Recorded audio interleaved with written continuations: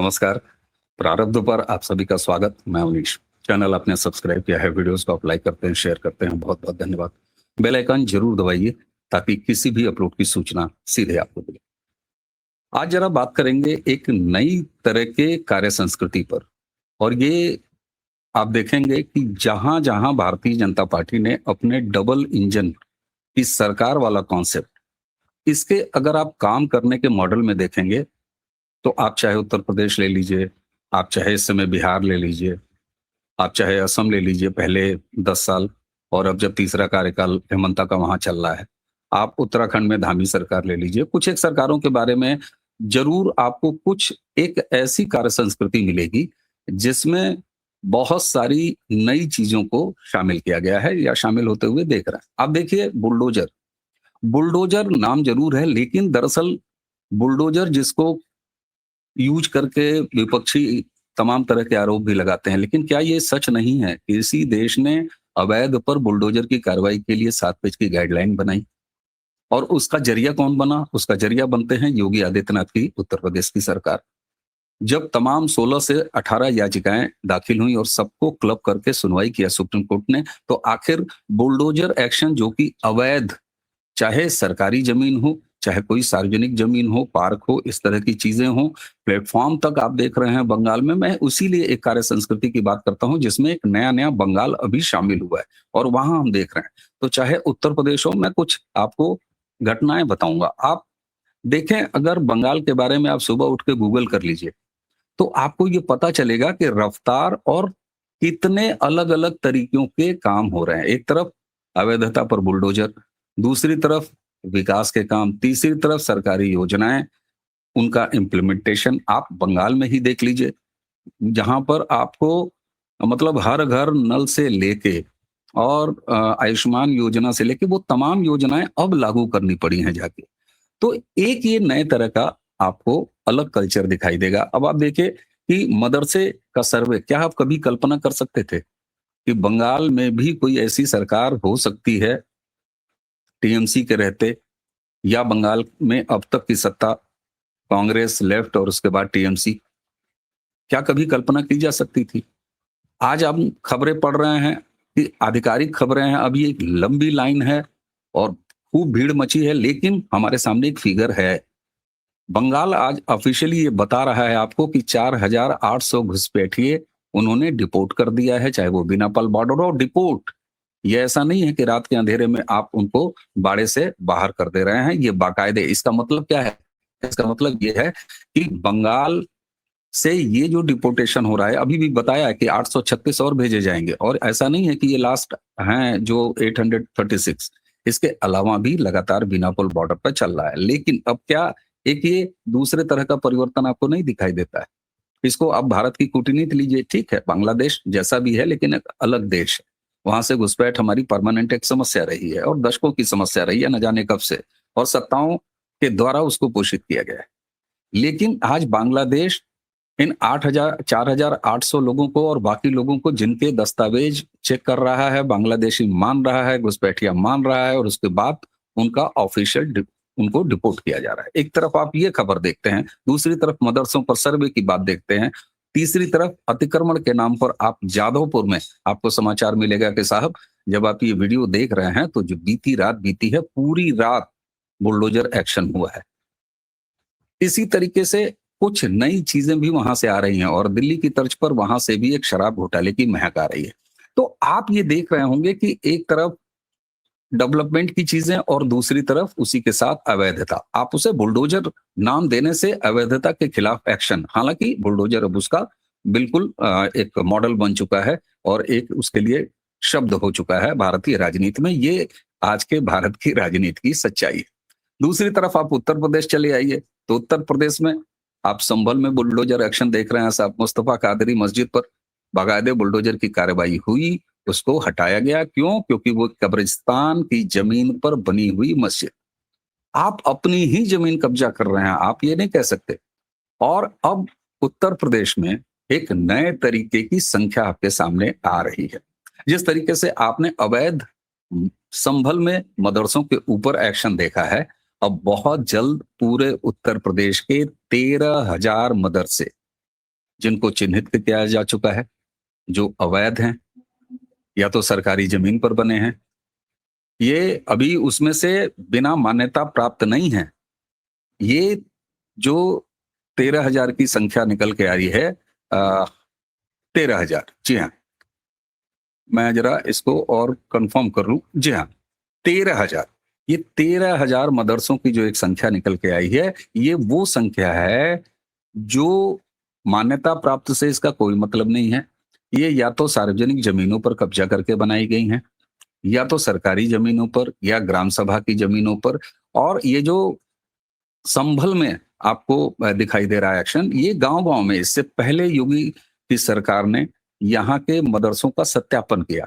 जिस सत्यापन में कई अवैध मदरसे आपको लगभग अ, एक अच्छी संख्या, जहां तक मुझे ध्यान है कि 36 से 38 ऐसे मदरसे निकले थे, जो भारत और नेपाल सीमा पर, जो आपका ये महाराजगंज से लेके सिद्धार्थनगर से लेके गोंडा तुलसीपुर, ये जो नेपाल का एक बॉर्डर यूपी से लगता है, उस सीमा पर यहाँ तक कि ग्राम सभा के अंदर भी जमीनें कब्जा करके वहां पर मदरसा या तो कोई मस्जिद तामीर की गई थी, मकबरा तामीर किया गया था, जिसको कि गिराया गया। अब ये 13,000 मदरसे जो कि अवैध रूप से काबिज करके जमीनों पर बनाए गए हैं, इस पर एक्शन खुलने का रास्ता साफ हो चुका है, बुलडोजर एक्शन। ऐसे में मैं एक बात देखता हूं कि डबल इंजन की सरकार की इस प्रशासनिक क्षमता में, जिसमें आप आपस में ही कंपटीशन देखेंगे। आप देखिए, बहुत सारी बातें मध्य प्रदेश की सरकार के बारे में होती हैं, बहुत सारी बातें राजस्थान की सरकार के बारे में होती है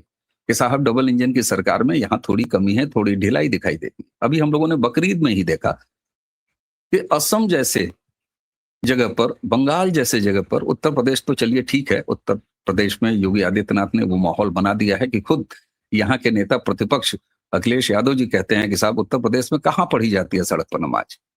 तो ये स्थिति उत्तर प्रदेश में योगी आदित्यनाथ ने बनाई है। लेकिन हम लोगों ने राजस्थान से कुछ जगहों पर देखा, सड़कें घेरी गई। तो ये प्रवृत्ति है, आप दिल्ली में देख रहे हैं, दिल्ली में एक दूसरे तरह का बदलाव दिखाई दे रहा है। ये एक नई कार्य संस्कृति है, जिसको कि चाहे उत्तर प्रदेश हो, चाहे अभी शामिल हुआ बंगाल हो, ये डबल इंजन का एक नया संस्कार दिखाई देता है।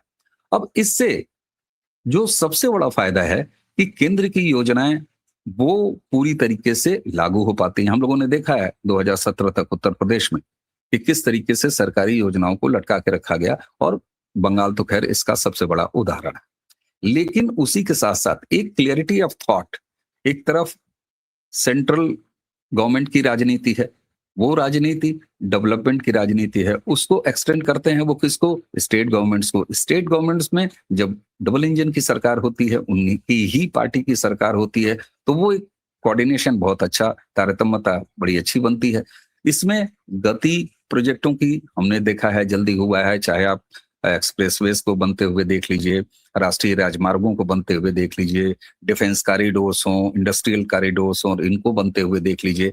एक उदाहरण आपको देता हूं, उसी अभी अभी नए शामिल हुए बंगाल का चेनारहाटी, जहां तक मुझे याद है, चिनारहाटी या चेंगारहाटी की तरफ से जाने वाला वो फ्लाईओवर मेट्रो का, आप सबने देखा होगा कि मेट्रो का वो फ्लाईओवर केवल 90 या 100 मीटर, एक जो गार्डर जिसमें सड़क के ऊपर बनाया जाता है, मात्र उतने के लिए ममता बनर्जी की सरकार ने रोका हुआ था, और वो मात्र एक रात में कंप्लीट कर लिया गया सरकार बदलते ही। क्यों? सोचिए आप, ट्रैफिक डाइवर्जन के नाम पर उसको रोका गया था।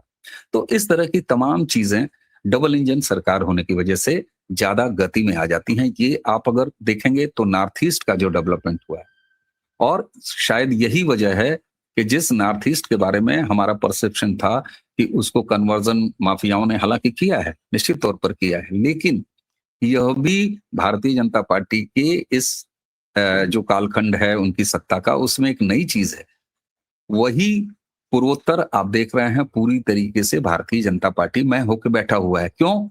यहां पर यह बताता है कि अगर वहां की कोई आदिवासी परंपरा है, वहां के कोई लोकल जो रिचुअल्स हैं, उनके साथ सबसे अच्छे तरीके से राष्ट्रवाद को, यानी नेशन फर्स्ट को, यानी भारत को सबसे आगे रख के अगर कोई राजनीति आज के समय में कर रहा है, सबको समावेशी, उसके भोजन कल्चर का, उसके वस्त्र कल्चर का, उसके रिचुअल्स का, परंपराओं का, इन सारी चीजों का फ्रीडम देके, तो वो भारतीय जनता पार्टी है।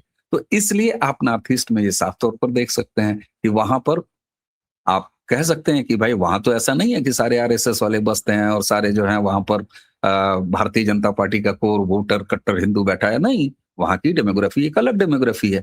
तो ये परिवर्तन आपको दिखाई देता है। अब एक चलते चलते मैं आपको बताऊं कि भारतीय जनता पार्टी ने अब एक दूसरे तरह की जो अपना एक्सपेंशन की राजनीति है, आपको अगले वीडियो में मैं थोड़ा उसको विस्तार से बताऊंगा, लेकिन इस वीडियो के अंत में मैं नई कार्य संस्कृति किस तरीके से, चाहे काम हो, चाहे राजनीति हो, चाहे अपना विस्तार करना हो, इस मामले में भाजपा कैसे आगे बढ़ रही है। तो मैंने आपको विकास का बताया जिसमें डबल इंजन सरकार। अब जरा इनके राजनीतिक विस्तार का अगर हम ले लें तो आप देखते हैं केरल। केरल वो राज्य है जहां भारतीय जनता पार्टी लगातार काम कर रही है। आरएसएस कितना महत्वपूर्ण है भारतीय जनता पार्टी के लिए, आज हम सबको ये स्वीकारना होगा। बंगाल की विजय, इससे पहले आप दिल्ली की विजय ले लीजिए, तमिलनाडु की विजय ले लीजिए, आप महाराष्ट्र की विजय ले लीजिए। तो ये 24 में जो लोकसभा में एक झटका उत्तर प्रदेश और महाराष्ट्र जैसे राज्यों से लगा था, वहीं किस तरीके से कमबैक किया। तो आरएसएस का होना और न होना ये बताता है भारतीय जनता पार्टी की राजनीति के लिए। लेकिन आप अगर केरल देखेंगे तो वहां संघ के साथ भाजपा लगी है और एक अब धीरे धीरे महक वहां पर आने लगी है। थोड़े ही सही, चाहे वो परसेंटेज ऑफ वोट्स हो, चाहे इससे निकली हुई सीटें हैं, निकाय की कुछ सीटें और अर्बन जो चुनाव होते हैं उसकी कुछ सीटें जरूर निकली थी। लेकिन तमिलनाडु में अन्नामलाई को लेकर एक बात हो रही है। निश्चित तौर पर अन्नामलाई ने भारतीय जनता पार्टी छोड़ दिया है। लेकिन एक चीज पर बहुत बात हुई कि क्या जब वो अमित शाह से मिल रहे थे उसकी तस्वीरें आई कि क्या कोई इतना मुस्कुराते सहज वातावरण में पार्टी को छोड़ के जाता है।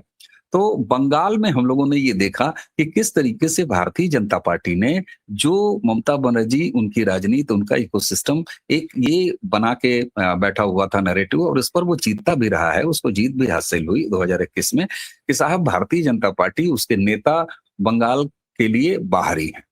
तो इस बार बंगाल के चुनाव में हम सबने देखा, और मैं लगातार इस बात को आपके बीच में लाता रहा बंगाल से, कि इस बार बंगाल में भारतीय जनता पार्टी ने वाकई अपने आप को बंगाली पार्टी साबित कर दिया। और बंगाल का चुनाव बंगाल में बंगालियों द्वारा, बंगालियों के बीच में, बंगालियों की समस्याओं पर लड़ा गया।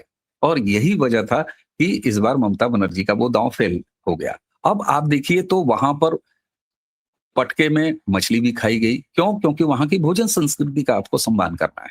तो कई बार ऐसा आपको लग सकता है कि ये निर्णय अभी दूर जाता हुआ दिखाई दे रहा है, लेकिन अन्नामलाई की राजनीति निश्चित ही राष्ट्रवादी राजनीति होगी, इससे तो किसी को इनकार नहीं है। उनकी राजनीति नेशन फर्स्ट की होगी, राष्ट्रवाद की होगी, इससे किसी को इनकार नहीं है। उनकी राजनीति जो तमिल हिंदू प्राइड है, पहचान है, रिचुअल्स हैं, उनके लिए होगी, उन पर केंद्रित होगी, ये इस पर किसी को शक नहीं है। तो आखिर ये रास्ता जाता किधर है? तो बंगाल में जिस तरीके से बंगाल की तबीयत को समझते हुए, नॉर्थ ईस्ट में जिस तरह से नॉर्थ ईस्ट की तबीयत को समझते हुए, उत्तर प्रदेश जैसे हिंदी राष्ट्रों में, हिंदी राज्यों में क्या यहाँ के ताने बाने हैं, चाहे वो जातिगत हों। अभी बिहार में चुनाव हुआ, वहां देखा हम लोगों ने, यहाँ महाराष्ट्र में देखा। तो अब एक नई राजनीति की शैली भी भाजपा लेके चल रही है, जिसमें जिस राज्य में उसे राजनीति करनी है, जिस राज्य में अपना विस्तार करना है, अपने आप को वहां पर प्लेस करना है, वहां की लोकल आइडेंटिटी से लेके लोकल जरूरतों तक, कल्चर से लेके भाषा, बोली, खान तक, वहां तक जाके उसको टारगेट करें और उसके बीच में काम करें। तो ऐसे में अगर आप अन्नामलाई की राजनीति को तमिलनाडु में आगे बढ़ते हुए देखेंगे, अमित शाह चाहे पार्टी अध्यक्ष हो, नितिन नवीन, उनसे मिलने के दौरान ली गई तस्वीरों को देखेंगे तो आपको समझ में आएगा कि आखिर तमिलनाडु में अगर अन्नामलाई भाजपा से अलग होकर राजनीति कर रहे हैं तो वह राजनीति भी निश्चित तौर पर सनातन प्रेमी राजनीति है, वह राष्ट्र को प्रथम मानने वाली राजनीति है। तो आगे आने वाली कुछ वीडियो में मैं बताऊंगा आपको कि इसके भी मर्म क्या हैं या इसे किस तरीके से लिया जा सकता है। तो कुल मिला के आज का ये वीडियो बंगाल और उत्तर प्रदेश के बुलडोजर मॉडल से लेकर डेवलपमेंट मॉडल तक, हिसाब के मॉडल तक आपको ये बताता है कि भाजपा न सिर्फ राजनीति में एक नया कल्चर लेके आ रही है, स्पेशलाइज्ड राजनीति, हर जगह के लिए विशेष पैकेज। उत्तर प्रदेश की राजनीति अलग, बिहार की अलग, तो बंगाल की अलग, तो तमिलनाडु और केरल की अलग।